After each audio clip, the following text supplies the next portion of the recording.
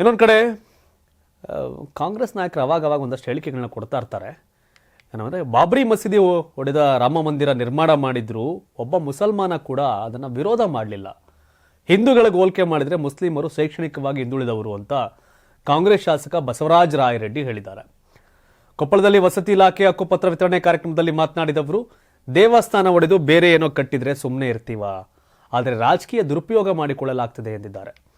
ಮುಸ್ಲಿಮರಿಗೆ ಜಮೀನು ಇಲ್ಲ, ಬಹುತೇಕರು ಕಾರ್ಮಿಕರು, ಹಿಂದೂ ಮುಸ್ಲಿಂ ಎಂಬ ಭೇದ ಭಾವ ಸೃಷ್ಟಿಸುವುದು ಸರಿಯಲ್ಲ. ಮುಸ್ಲಿಮರು ಸಹ ನಮ್ಮ ದೇಶದವರೇ, ಮಂಗಳ ಗ್ರಹದಿಂದ ಬಂದಿಲ್ಲ. ತುಷ್ಟೀಕರಣ ಮಾಡಿ ಬಡವರಿಗೆ ಅನ್ಯಾಯ ಮಾಡ್ತಿದ್ದಾರೆ. ಮುಸ್ಲಿಂ ಹುಡುಗಿಯರ ಶಿಕ್ಷಣಕ್ಕೆ ಹೆಚ್ಚಿನ ಆದ್ಯತೆ ನೀಡಬೇಕಿದೆ. ಹಿಂದೂ ಮುಸ್ಲಿಂ ಒಂದಾಗಿ ಹೋಗಬೇಕು, ಇಲ್ಲದಿದ್ರೆ ದೇಶ ಇಬ್ಬಾಗ ಆಗಬಹುದು ಅಂತ ಹೇಳಿದ್ದಾರೆ. ಸರ್ಕಾರದಲ್ಲಿ ಹಣ ಇಲ್ಲ ಅಂತ ವಿರೋಧ ಪಕ್ಷದವರು ಹೇಳ್ತಿದ್ದಾರೆ. ಸರ್ಕಾರದಲ್ಲಿ ಹಣದ ಕೊರತೆ ಇಲ್ಲ, ಸ್ವಲ್ಪ ಕಷ್ಟ ಇದೆ ಅಂತ ಹೇಳಿದ್ದಾರೆ. ಹಣದ ಕೊರತೆ ಅಂತ ಹೇಳ್ತಾರೆ. ಬೊಮ್ಮಾಯಿ ಸಿಎಂ ಆದಾಗ 35,000 ಕೋಟಿ ರು ಬಿಲ್ ಬಾಕಿ ಇತ್ತು. ಆ ಬಿಲ್ ನಾವು ನೀಡಲೇಬೇಕಿದೆ, ಹೀಗಾಗಿ ಸ್ವಲ್ಪ ತೊಂದರೆ ಆಗಿತ್ತು, ಇದೀಗ ಎಲ್ಲವೂ ಸರಿಯಾಗಿದೆ ಅಂತ ಹೇಳ್ತಾರೆ. ಬಸವರಾಜ ರಾಯರೆಡ್ಡಿ ಅವರು ಯಲಬುರ್ಗಾ ಶಾಸಕರು, ಆದರೆ ಇತಿಹಾಸವನ್ನು ಅರ್ಧ ಓದ್ಕೊಂಡಿದ್ದಾರೆ ಅಂತ ಕಾಣುತ್ತೆ. ಬಾಬ್ರಿ ಮಸೀದಿ ಧ್ವಂಸ ಮಾಡಿ ರಾಮ ಮಂದಿರ ಕಟ್ಟೋಕೆ ಹೋದಾಗ ಮುಸಲ್ಮಾನರು ಅದಕ್ಕೆ ವಿರೋಧ ಮಾಡಲಿಲ್ಲ ಅನ್ನೋ ದಾಟಿ ಹೇಳಿಕೆ. ಹಾಗಾದರೆ ದೇವಸ್ಥಾನವನ್ನೇ ಒಡೆದೇ ತಾನೆ ಬಾಬ್ರಿ ಮಸೀದಿ ಕಟ್ಟಿದ್ದು ಅನ್ನೋ ಕನಿಷ್ಠ ಪರಿಜ್ಞಾನ ಯಾಕಿಲ್ಲ ಇವ್ರಿಗೆ ಅಂತ. ಇನ್ನು ಬೇರೆ ಕಡೆ ಎಲ್ಲೋ ಪ್ರಶ್ನೆಗಳಿಲ್ವಲ್ಲ. ಇನ್ನು ಇಡೀ ದೇಶದಲ್ಲಿರೋ ಎಲ್ಲ ಮಸೀದಿಗಳ ಬಗ್ಗೆ ವಿರೋಧ ಮಾಡ್ತಿದ್ದಾರಾ? ಕನಿಷ್ಠ ಪರಿಜ್ಞಾನ. ಓಕೆ, ಬಾಬ್ರಿ ಮಸೀದಿ ಧ್ವಂಸ ಮಾಡಿ ರಾಮ ಮಂದಿರ ನಿರ್ಮಾಣ ಮಾಡಲಾಗಿದೆ, ಈಗ ಓಕೆ, ಆ ಬಾಬ್ರಿ ಮಸೀದಿನ ಯಾವುದ್ರ ಮೇಲೆ ಕಟ್ಟಿದ್ರು ಅನ್ನೋ ಕನಿಷ್ಠ ಪರಿಜ್ಞಾನ ಮಂತ್ರಿ ಆಗಿದ್ರು ಬಸವರಾಜ ರಾಯರೆಡ್ಡಿ ಅವರು, ಯಲಬುರ್ಗಾ ಶಾಸಕರು. ರಾಜಕಾರಣದಲ್ಲಿ ವಿರೋಧ ಮುಸಲ್ಮಾನ 100 ಓಟ್ ಹಾಕ್ತಾನೆ ಇದ್ದಾರೆ.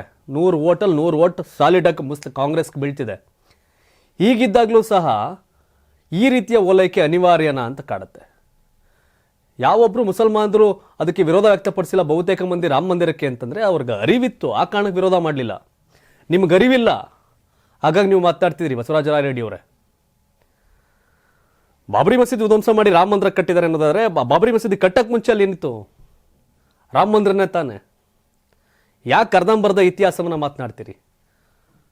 ಸಹಜವಾಗಿ ಬೇರೆದ್ರ ಬಗ್ಗೆ ಪ್ರಶ್ನೆ ಇಲ್ಲ. ಯಾಕೆ ತಕರಾರು ಎತ್ತಿಲ್ಲ ಮುಸಲ್ಮಾನರು ಅಂದ್ರೆ, ಹೌದು ತಪ್ಪಾಗಿತ್ತು, ಬಾಬರ್ ಅವತ್ತು ಮಾಡಿದಂಥ ಸನ್ನಿವೇಶಗಳವತ್ತು ತಪ್ಪಿತ್ತದು ಅನ್ನೋ ಕಾರಣಕ್ಕೆ ತಾನೆ ಎಲ್ಲ ಮುಸಲ್ಮಾನರು ಸುಮ್ಮನಿರೋದು. ಅವ್ರು ಎಜುಕೇಟೆಡ್ ಇದ್ದಾರೆ, ಅವ್ರಿಗೆ ತಿಳುವಳಿಕೆ ಇದೆ. ರಾಜಕಾರಣ ಮಾಡೋದು ನಿಮಗೆ ತಿಳುವಳಿಕೆ ಇಲ್ಲ ಅಂತ ಕಾಣುತ್ತೆ. ಆ್ಯಂಡ್ ಎರಡನೇದು, ಮುಸಲ್ಮಾನ ಹೆಣ್ಮಕ್ಳಿಗೆ ಶಿಕ್ಷಣ ಕೊಡಬೇಕು, ಭೂಮಿ ಇಲ್ಲ, ಜಮೀನಿಲ್ಲ, ಅವ್ರಿಗೆ ತೊಂದರೆಲಿದ್ದಾರೆ ಅನ್ನೋದಾದರೆ, ಬಹುತೇಕ ಮುಸಲ್ಮಾನ ಸಮುದಾಯದ ಮತವನ್ನು ಪಡೆಯೋದು ಯಾರು? ಖನಿಜಾ ಫಾತಿಮಾ ಅವ್ರನ್ನ ಹೊರತುಪಡಿಸಿದ್ರೆ ಕಮರುಲ್ಲಾ ಇಸ್ಲಾಂ ತೀರ್ಕೊಂಡ್ರು, ಅವ್ರ ಪತ್ನಿಗೆ ಟಿಕೆಟ್ ಕೊಟ್ರಿ ಅನ್ನೋದು ಬಿಟ್ರೆ, ಯಾಕೆ ಈ ಥರ ಮುಸಲ್ಮಾನರು ಬಹುಸಂಖ್ಯಾತರಿರೋ ಜಾಗದಲ್ಲಿ ಮುಸಲ್ಮಾನರಿಗೆ ಟಿಕೆಟ್ ಯಾಕೆ ಕೊಡ್ತಾ ಇಲ್ಲ ಮಹಿಳೆಯರಿಗೆ ನೀವು? ಹಾಗಾದ್ರೆ ಅಲ್ವಾ? ಬಸವರಾಜ ರಾಯರೆಡ್ಡಿ ಅವರಿಂದ ಇಂಥ ಹೇಳಿಕೆನ ನಿರೀಕ್ಷೆ ಮಾಡಿರಲಿಲ್ಲ ನಾವು. ಪ್ರಬುದ್ಧರು, ಬುದ್ಧಿವಂತರು, ಹಿರಿಯ ರಾಜಕಾರಣಿ. ಬಾಬ್ರಿ ಮಸೀದಿ ಕೆಡವಿ ರಾಮ ಮಂದಿರ ಕಟ್ಟೋದು ಸುಮ್ಮನೆ ಇದ್ದಾರೆ ಅಂತ ಅನ್ನೋದಾದ್ರೆ ಅದು ಮೆಚ್ಚಬೇಕು ಅನ್ನೋ ದಾಟಿ ಇದೆಯಲ್ಲ. ಹಾಗಾದ್ರೆ ಬಾಬ್ರಿ ಮಸೀದಿ ಕಟ್ಟಿದ್ದು ಯಾವುದ್ರ ಮೇಲೆ? ರಾಯರೆಡ್ಡಿ ಅವರೇ,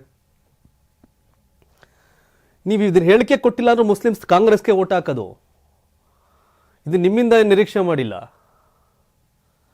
ಅವ್ರು ಆರ್ಥಿಕವಾಗಿ ಉದ್ಧಾರ ಮಾಡಬೇಕು, ಎಜುಕೇಷನ್ ಹೇಗೆ ಕೊಡಬೇಕು ಅನ್ನೋ ದಿಸೆಯಲ್ಲಿ ಆಲೋಚನೆ ಮಾಡದೆ ಈ ರೀತಿ ಹೇಳಿಕೆಗಳಿದೆಯಲ್ಲ, ಇದನ್ನ ಯಾರು ಯಾಕೆ ತಕರಾರು ಮಾಡಲಿಲ್ಲ ಮುಸಲ್ಮಾನರು ಅಂತಂದ್ರೆ, ಮುಸಲ್ಮಾನರು ಗೊತ್ತಿತ್ತು, ಮುಸಲ್ಮಾನರು ಗೊತ್ತಿತ್ತು ಅಲ್ಲಿ ಯಾವ ಮೊದಲೇನಿತ್ತು ಅನ್ನೋದು ಗೊತ್ತಿತ್ತು ಅವ್ರಿಗೆ. ಆ ಕಾರಣಕ್ಕೆ ಅದನ್ನ ಇದು ಮಾಡ್ತಾ ಇಲ್ಲ. 84ರಿಂದ 50 kg ಬಂದೆ, ಆಮೇಲೂ ಸಣ್ಣಗೆ ಫಿಟ್ ಆಗಿದ್ದೀನಿ. ಅದಕ್ಕೆ ನಾನು ಯೂಸ್ ಮಾಡ್ತಾ ಇರೋದು ಜೀನಿ ಸ್ಲಿಮ್. ಸಣ್ಣ ಆಗಕ್ಕೆ ಜೀನಿ ಸ್ಲಿಮ್ ಯೂಸ್ ಮಾಡದೆ ಹೆಲ್ದಿನೂ ಅದೇ. ನೀವು ಸಣ್ಣ ಆಗಬೇಕಾ, ಹೆಲ್ದಿ ಆಗಬೇಕಾ? ಹಾಗಿದ್ರೆ ಜೀನಿ ಸ್ಲಿಮ್ ಯೂಸ್ ಮಾಡಿ. ಸಣ್ಣ ಆಗೋದಕ್ಕೆ ಯಾವುದೋ ಪ್ರಾಡಕ್ಟ್ ಹೇಳ್ತಾ ಇದ್ದಾಳೆ, ಏನಾದರೂ ಸೈಡ್ ಎಫೆಕ್ಟ್ಸ್ ಇದೆ ಅಂತ ಯೋಚನೆ ಮಾಡ್ತಾ ಇದ್ದೀರಾ? ಖಂಡಿತ ಇಲ್ಲ, ಯಾಕಂದರೆ ಇದು ಕೆಮಿಕಲ್ ಫ್ರೀ. ಸಣ್ಣ ಆಗಬೇಕು ಅಂದರೆ ಜೀನಿ ಸ್ಲಿಮ್ ಯೂಸ್ ಮಾಡಿ. ಹೆಚ್ಚಿನ ಮಾಹಿತಿಗೆ ಕೆಳಗೆ ಡಿಸ್ಪ್ಲೇ ಆಗ್ತಿರೋ ನಂಬರ್ಗೆ ಕಾಲ್ ಮಾಡಿ.